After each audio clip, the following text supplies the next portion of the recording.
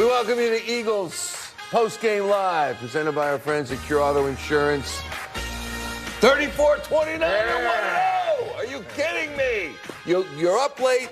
You're a diehard, the same as us, and you watch the Eagles win hard. Let me see. Offense, Saquon Barkley, pretty darn good. Pretty darn good. I got him for 109 yards rushing and 132 yards total. Offense have work to do? Yes. Defense have work to do? Yes. But this was a much ballyhooed Green Bay team, and the Eagles took them, bottom line, 34-29. Barrett Brooks, Ron Jaworski, Reuben Frank still at typing. We will go to Brazil. We've got interviews for you, but the analysis starts with Mr. Brooks. Your thoughts, Mr. Brooks? I've never been so happy to be wrong about them coming into this season. Yes, it looked exactly the way I thought it was going to look. A lot of mistakes, a lot of jumping off sides, a lot of penalties. You can tell that the team, as far as the offensive side of the game, was not ready to play up to the standards, they put forth and they said they were going to go into. But I tell you this, they kept on fighting. They kept doing what they needed to do, and they won the game. It just so happened that there was a lot of draft passes by the Packers, and as they went forward, they got together and made this happen. I like the fact that they won this game. And I don't feel like it was last year when they were almost beating teams. No, I think they just went out there, imposed their will, and got the job done. But, Jaws, this would have been a bad loss. And that's how great a win it was. When you think about the flip side of that coin, it would have been bad with all the stuff that went down, but they won. It was a win, Michael. You are correct. You're right. It may have been an ugly win. There's no question about that. There were problems on offense, problems on defense. I mean, there were a lot of mistakes in the game. But I thought they played a physical game, which we talked about in the pregame show. The one thing that I wanted to see from this team that I saw lacking late last year was that physical side. They ran the ball for 144 yards. Saquon Barkley was magnificent in this game. Defense, they were so-so. They had some great plays. I loved Vic's scheme. They designed some things, made some great plays on defense. Blankenship interception was phenomenal. Yeah. It was schemed. It was a beautiful. I wish I had a telestrator. Draw that thing up. What Vic Fangio did. Just on the camera. We'll do that. It was great design. Give Reed all the credit in the world. Blankenship, he made the interception, but he got in a position to make a play because of the design of the defense. So I saw a lot of really good things. I mean, it looked like a preseason game to start out. I mean, you look at Jaylen. First ball's intercepted. Horrible decision. Horrible throw. He had a bunch of those, though. There was a second. Second. It's just a bad decision. And then the mistake on the second series where they get a fumble. But other than those two ugly starting plays of the game, I thought they settled in the game and some really good things that we'll talk about throughout the evening. Reuben, you know what they say, winning's the best deodorant. How much cologne was heaped on this thing to make it smell like a rose? Yeah, that's what I was going to say. I was really impressed with this team's resilience, and we saw a team. I think you mentioned the Packers took the lead 4 times in this game, and every time, look, they had the Eagles on the ropes a lot, and they bounced back each time and took command of the game in a way that we didn't see at the end of last year. Last year, December, January, there is no way that team wins this game because they fell apart in the face of adversity. This team answered the bell, and they responded resoundingly, and that was impressive to me. There was a lot of points where I thought the Packers were like a play or two away from really taking command of the game. Yep. And each time somebody made a play, whether it was a defensive stop on third down, a turnover like Reed Blankenship, huge interception, or a stop, they played some great red zone defense. They gave up some big plays, but some great red zone defense. I thought every time they had to make a play, they made a play, and that was good to see. Speaking of Reed Blankenship, here he is moments ago on the field at Corinthians Arena in Sao Paulo, Brazil, with John Clark. All right, we are joined here by Reed Blankenship. You obviously had a big play in this game. Tell me what went into making that play. Were you reading him? Yeah, I read the quarterback, but at the end of the day, everybody's doing what they're supposed to do. CD, if you go back and look at it, CD played a really good route on the backside and took him off of it. And I was there to slow play the seam route, and it went our way. So I'm very, very happy for him, very happy for me, and it was a team effort at the end of the day. Overall, how do you think the defense did here in Week 1 under Vic Fangio? I think we did pretty good. Yeah, we had some sloppy series here and there, but we're a team. Especially in the locker room, we came together. On the sideline, we come together. it doesn't matter what happens, we're always together, you know, and that's the main thing. You got to play as a team, you got to play as a brotherhood, so that's what we're really doing. What was the mentality? The first 2 turnovers by the offense, you held them to field goals, and then you did it again. All 3 times the Eagles turned it over, you guys held them to field goals. Hey, put the ball down. Hey, sudden change, we need to own that. That's, and in my eyes, that's the biggest play for us as a defense, because if we shut them out or holding them 3, that's huge. That's a momentum play. So we did our job. We got the offense's back. They got our back. So at the end of the day, we got a dub. So final question for you, the plane ride home, going home from Brazil, how was the experience here? It was phenomenal. You know, there was stuff said here and there before we came, but it's a beautiful country with beautiful people. And, you know, I'm glad of what the NFL's doing, you know, just trying to expand everything. So maybe we get to come back soon enough. So thank you very much for your time. Thanks, Reed. Reed Blankenship, 1 time's enough. You went to Brazil, you saw Brazil, you slipped and slid all over the field. Stop. That's all. You had to mention that, didn't you? The slip and slide. Well, I'll tell you. NFL lucky no one got really hurt. Week 6 against the Browns will now be played. Thanks to Reed. So when you look at both sides of the ball and you start with the offense and you look at what befell them initially, and right off the bat, there's a Jaylen Herz interception. They overcome that, though. What did you think of Hertz's play? I wasn't impressed with Hertz the way he played. To start the game off, and kind of sort of towards the end also. I mean, he's got to make better decisions. I expect more from Jaylen because Jaylen expects more from himself also. But, you know, just the bad reads they had, decision-making wasn't as crisp as it was.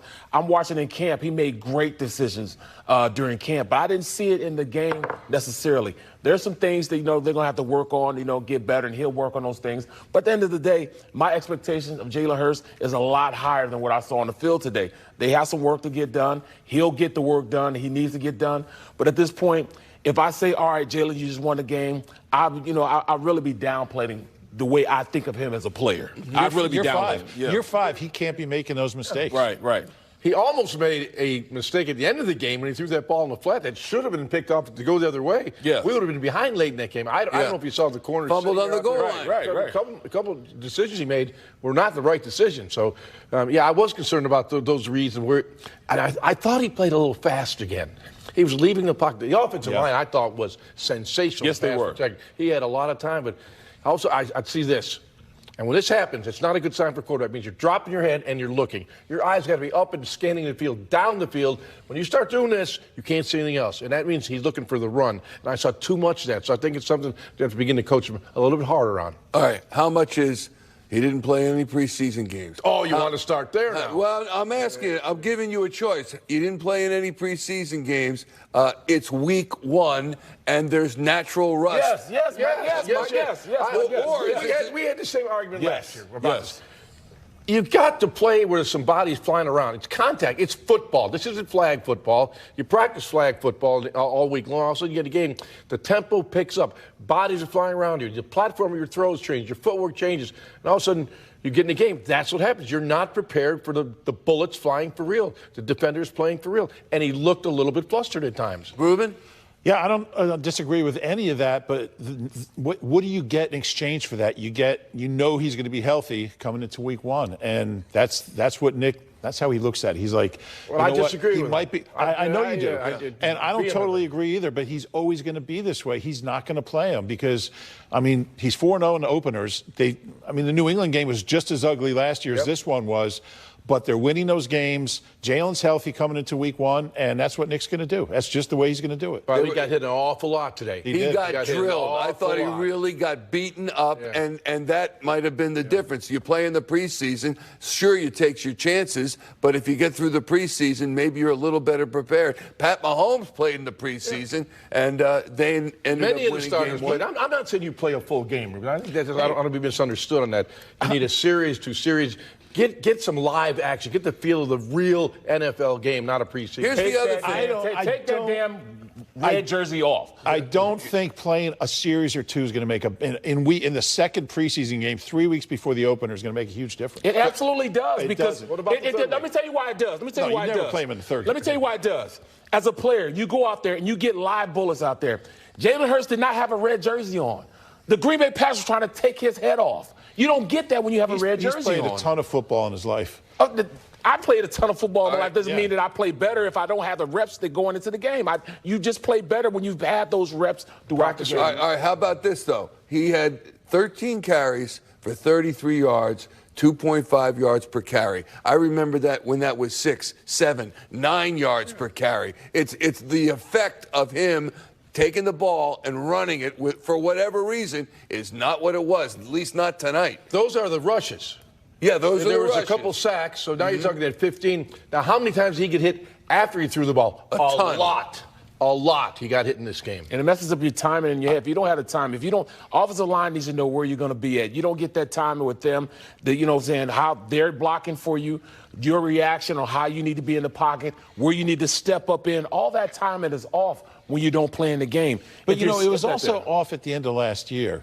And he played all year. I think that's an oversimplification. Do you think he's as off now as he was at the end of last year? Oversimplification is the reason that they think that they can go out and do that, though. His decision-making tonight was not good as far as throwing and running. Yeah. He made some nice throws. He made some nice plays in the middle of the game. He made some great plays. But his judgment, his decision-making was not good, and it wasn't good at the end of last year. I'm not going to say it was as bad, but look, what's the excuse at the end of last year? I mean, he played 16 games, 15 games. I just want to point out one more time that they won the game. They did win the game. 34-29. I got a quarterback comparison. He's got to be better. We've got to go to, presented by our friends at Team Toyota.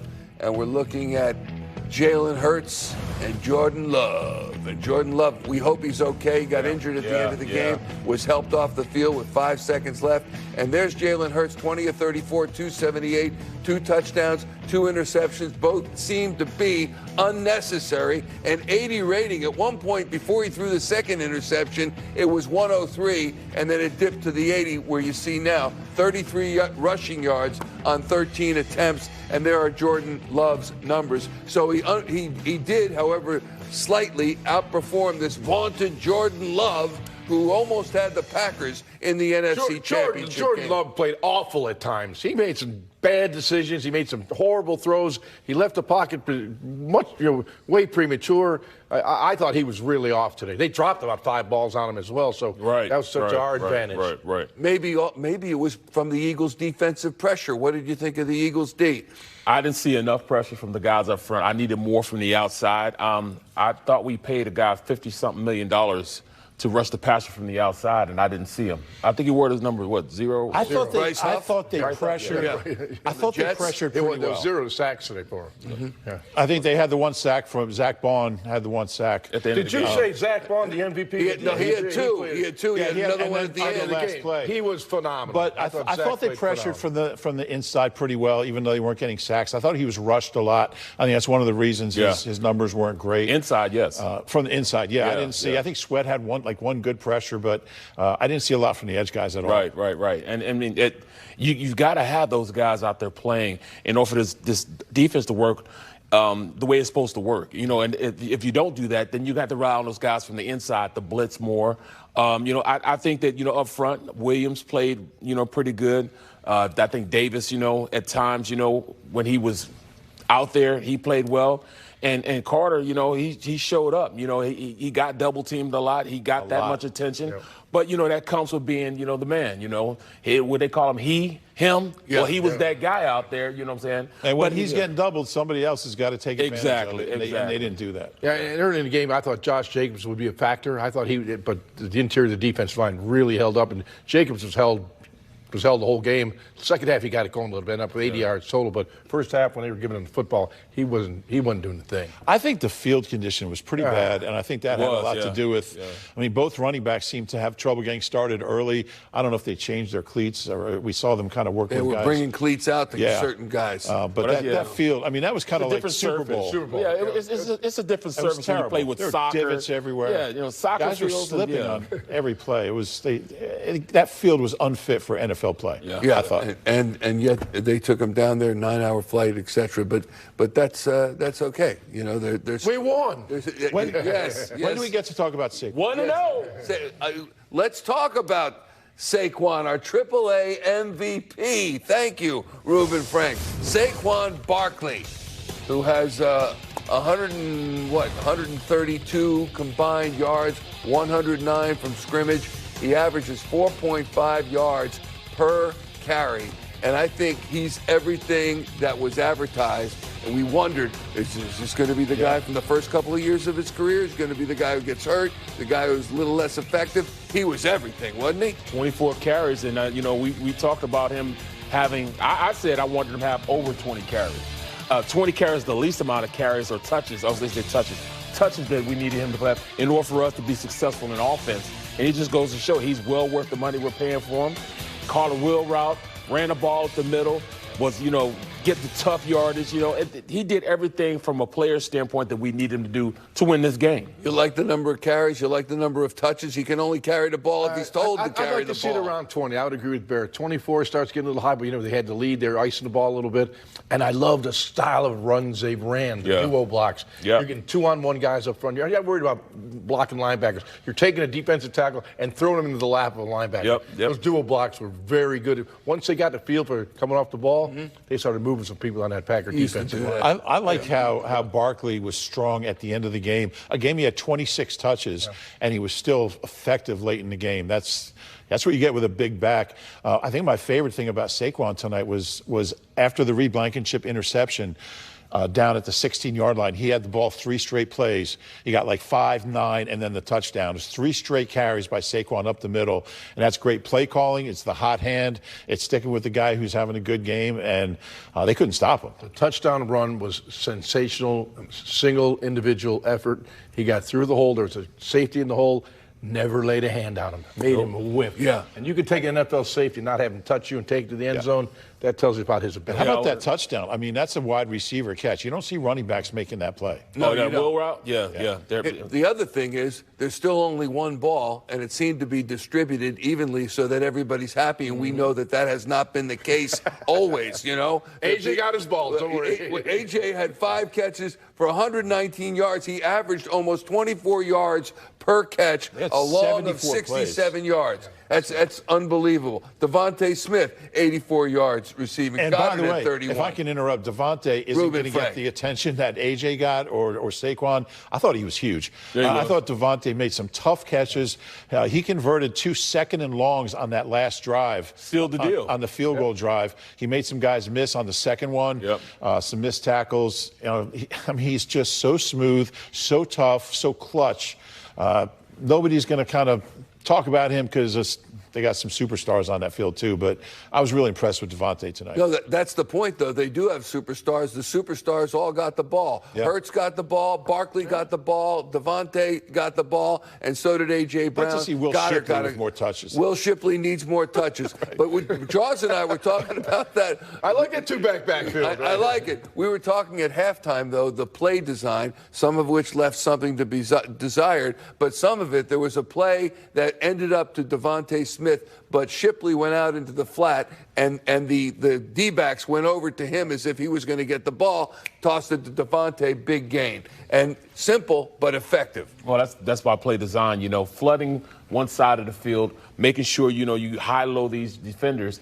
I mean, it's going to work, and just even to start the game off, having Jaylen, 3 or 4 straight plays underneath center. It broke what they always did, the tendency they had last year. Everything was from shotgun. Everything was read option. Everything was, scat protection when they passed the ball. We got a little variation on how they were trying to execute the offense. A lot better than what I've seen, but I still think there's so much more. They would, first half of the game, they would bring motions of guys that wouldn't even get the ball. We know that, these guys aren't going to get the ball. We know for a fact that, the guys that were sending in motion, they're just not going to get it. But once they started putting A.J. in motion, Dallas Goedert in motion, that's when the offense started taking off. What you do, and I thought when Kellen did a good job, Kellen Moore did a great job of probing the defense. He gave you a bunch of motions early in the game, a lot of different players. He's trying to dictate to the defense what to do. Yeah. And once you find something that you've dictated, you're going to get it, that's when you attack the defense. So I thought that part was very good. Also, if you watch the clock, they had a lot of time out of the huddle.